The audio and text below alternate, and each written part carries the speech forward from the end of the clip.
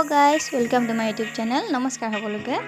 মই এটা নতুন ব্লগত আপোনালোক সকলোকে স্বাগতম জনাইছো। আজি ভিডিওটো এখিনি পৰা আৰম্ভ কৰি দিছো। আজি ভাবিছো লোকেল মুৰ্গী আৰু ভেবেলি লতাৰ পাত খাম। এফালে নহৰু আদা পিয়াজ কাটি লৈছো, আলু এটা কাটি লৈছো, বেছি নিদু আলু।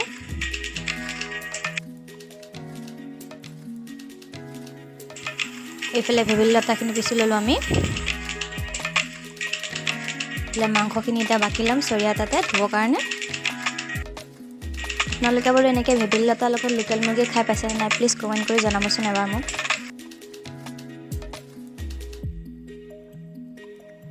এতিয়া এখিনি সাফাকে ধুই লম আমি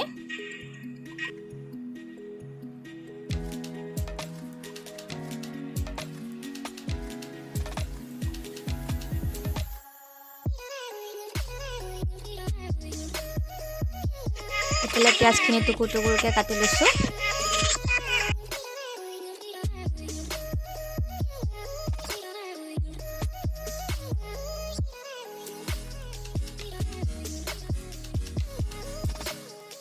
এতিয়া মাংসখিনিত কেঁচা পিয়াজ অলপ দি দিম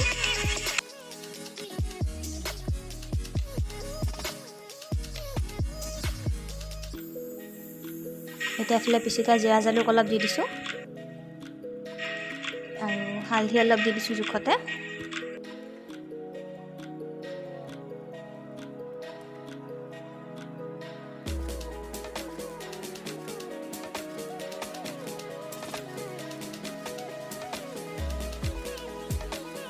পেকেট জিৰা অলপো দি দিছো বেছি দিয়া না কাৰণ পিছি লোৱা জিৰা দিছো যে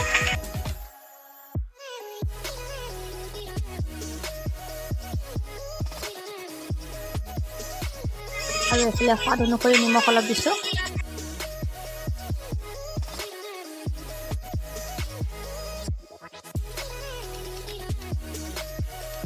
আৰু তেল অলপ দি দিছো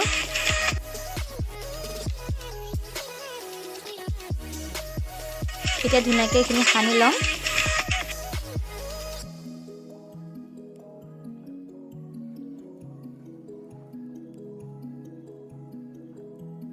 এফালে কেৰাহী পাতি দিলো গৰম হ'বৰ কাৰণে এফালে মাংসখিনি থৈ দিছো সানি লৈ সাইডত এতিয়া আমাৰ কেৰাহী গৰম হৈ গৈছে ইয়াত তেল দি দিম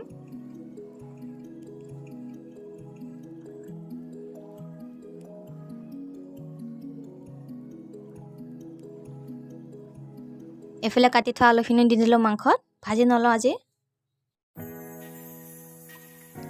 এফালে ভাতো বহাই থৈছো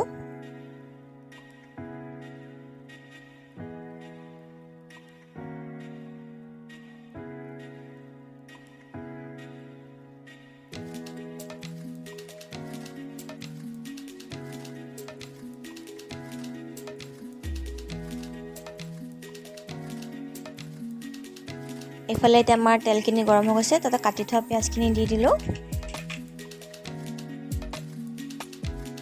পিয়াজখিনি ৰঙচুৱা হোৱালৈকে ভাজি ল'ম তাৰপিছত আমি জিৰা গুড়িখিনিত অলপ পানী দি পেলাই তাতে গৰম মছলা অলপ দি মিক্স কৰি তেলত দিম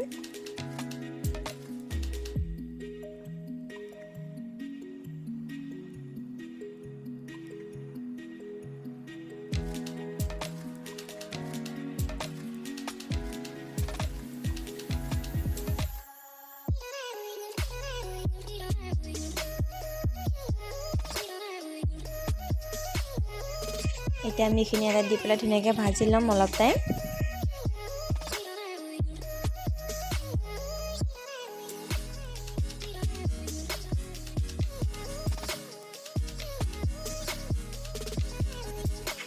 এতিয়া আমাৰ হৈ গৈছে ভাজা তাতে মাংসখিনি দি দিম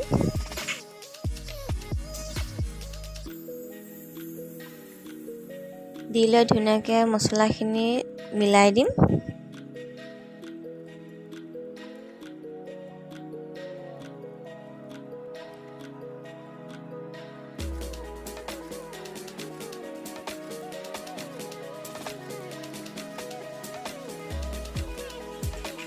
এফালে আমাৰ কলিজাক চাওকচোন ইমান উৎপাত কৰি ফুৰিছে আৰু এফালে গোটেইখিনি ৰাইচ বহি লৈ মেল পাতি আছে তাৰ মাজতে আকৌ মাংসখিনি চাবলৈ আহিছো তলত ধৰিছে নেকি বুলি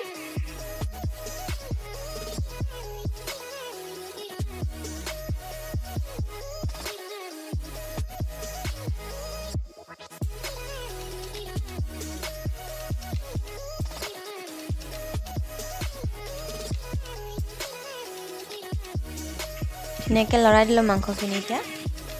এতিয়া তাত দিম ভেবেলী লতাৰ ৰসখিনি।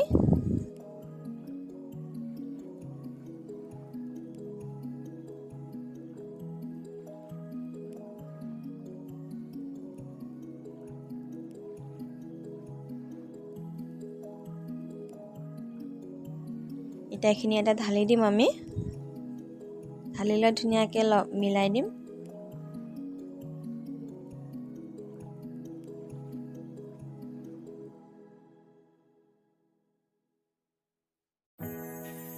ভেবেলী লতা দিয়াৰ কাৰণে গোটেই মাংসখিনি সেউজীয়া ৰঙৰ হৈ গৈছে।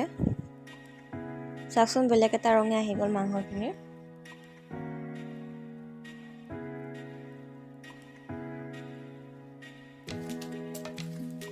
আৰু এইখিনি অলপ ভালকৈ সিজিবলৈ দিম।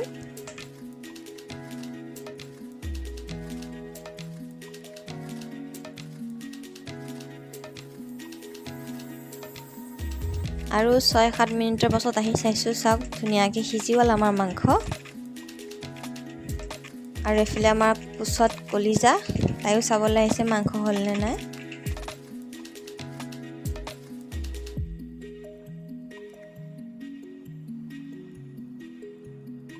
আমাৰ মাংসখিনি তেনেকৈ সিজি গৈছে। এতিয়া তাতে চিকেন পাউডাৰ অলপ দি দিম।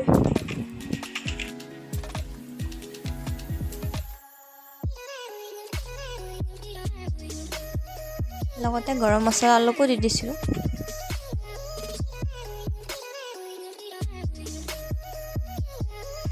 এতিয়া এইখিনি ধুনীয়াকৈ মিহলাই ল'ম আমি। আৰু এইফালে মাহেকৰ কোচত কলিজা দুষ্ট কৰি আছে সিহঁতে। তাৰপিছত ইয়াতে গৰম পানী অলপ দি দিছোঁ, বেছিকৈ ডাঠ হৈ গৈছে কাৰণে।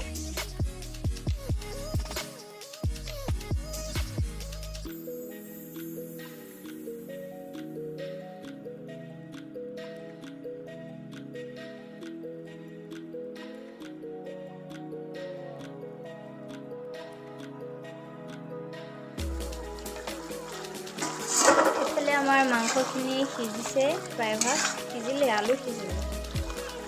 আমাৰ কলিজাৰ কাৰণে এতিয়া ইয়াৰ পৰা লেগ পিচ এটা নমাই থ'ম। তই আমাৰ কাৰণে জ্বলা দি দিম।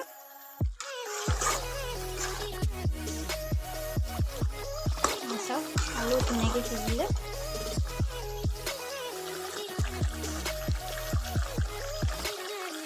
আমাৰ মাংস ধুনীয়াকৈ সিজি গৈছে। এতিয়া কলিজাৰ কাৰণে ইয়াৰ পৰা জ্বলা নিদিয়াৰ আগতে উলিয়াই থ'ব লাগিব। তাৰপিছত আমাৰ কাৰণে জলকীয়া দি দিম।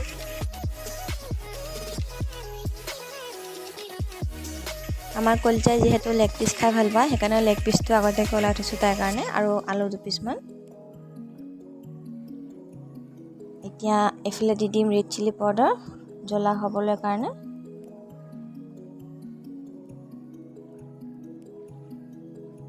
দি লৈ ধুনীয়াকৈ মিহলাই দিম এতিয়া গোটেইখিনি।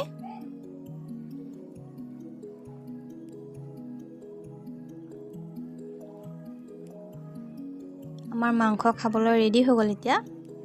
আৰু আপোনালোকে এনেকৈ খাই পাইছেনে প্লিজ কমেণ্ট কৰি জনাবচোন মোক।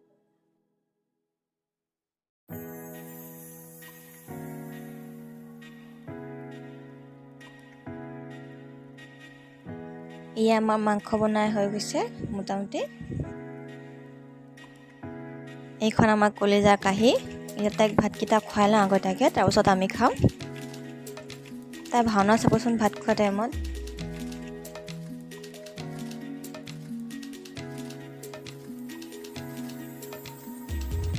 একদমেই ভাত খাবলৈ ইচ্ছা নকৰে ছোৱালীজনীয়ে, কিয় জানো।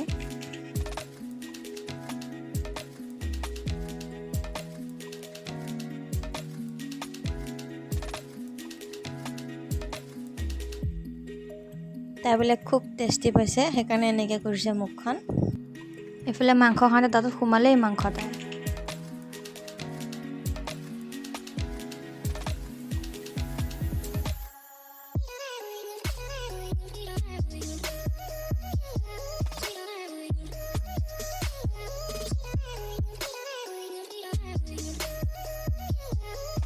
চাওকচোন তাৰ ভাওনা, এগঢ়াও ভাত নাখায়।